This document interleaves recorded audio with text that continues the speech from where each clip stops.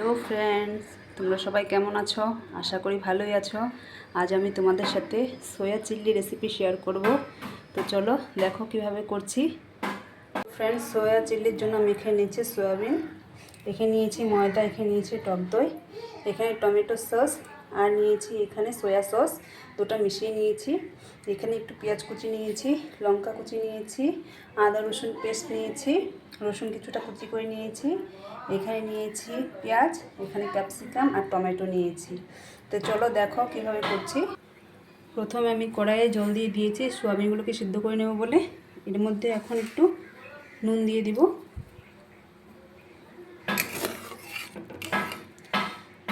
নুনটা মিশে গেলে এর মধ্যে দিয়ে দিব সোয়াবিনগুলো।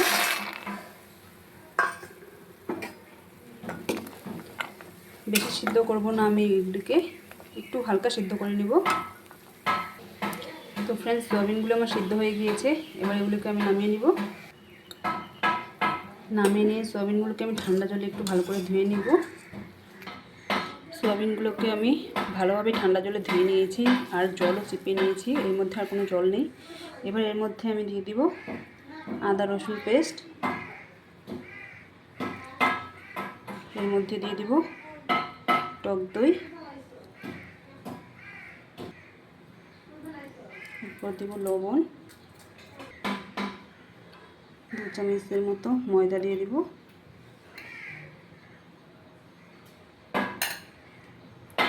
আর দিয়ে দিব সাদা তেল।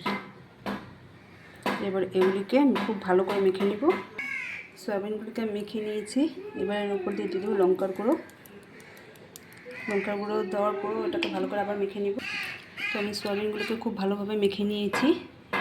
এবার এগুলোকে ভাজার পালি। সয়াবিনগুলোকে ভাজার জন্য আমি কড়াই তেল দিয়ে দিচ্ছি। তেল আমার গরম হয়ে গিয়েছে। এবার আমি সয়াবিনগুলোকে ভেজে নিব।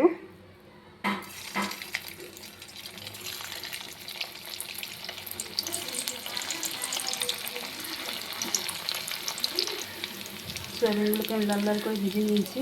এবার এগুলো তুলে নেব। বাকি যেগুলি আছে সেগুলো ভেজে নিতে হবে। সয়াবিনগুলো আমার ভাজা হয়ে গেছে। এবার ওই তেলে দিয়ে দিব আমি রসুন কুচি।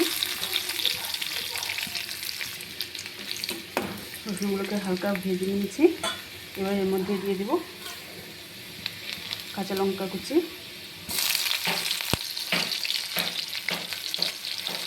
আর দিয়ে দেবো পেঁয়াজ কুচি। এবার সব কিছু পিছিয়ে ভালো করে ভেজে নেব।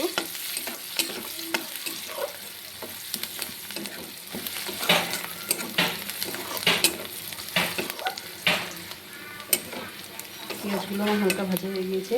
এর মধ্যে আমি এবার হলুদ গুঁড়ো, লঙ্কা গুঁড়ো, জিরে গুঁড়ো, ধনে গুঁড়ো দিয়ে দিব আর দিয়ে দিব নুন। এর মধ্যে আমি একটু সামান্য জল দিয়ে দিব যাতে মশলাটা পড়ে না যায়। মশলাটা আমার ভাজা হয়ে গিয়েছে। এবার এর মধ্যে আমি টমেটো সস আর সয়া সস দিয়ে দিব।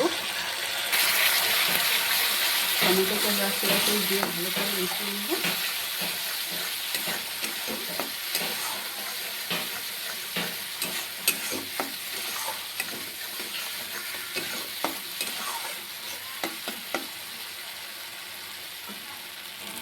এবার আমি এর মধ্যে দিয়ে দিব ক্যাপসিকাম, টমেটো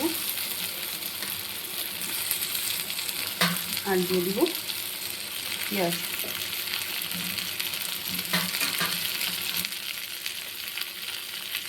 সব কিছুকে আরও 2 মিনিট ভেজে নেব।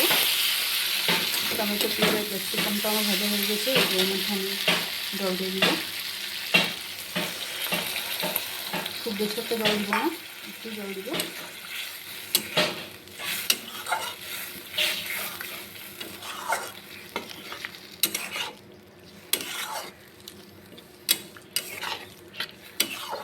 এবার এটাকে আমি 2 মিনিট ফুটতে দিব। গ্রেভিটা আমার খুব ভালো করে ফুটে উঠেছে। এবার ভিজে রাখা সয়াবিনগুলো দিয়ে দিব।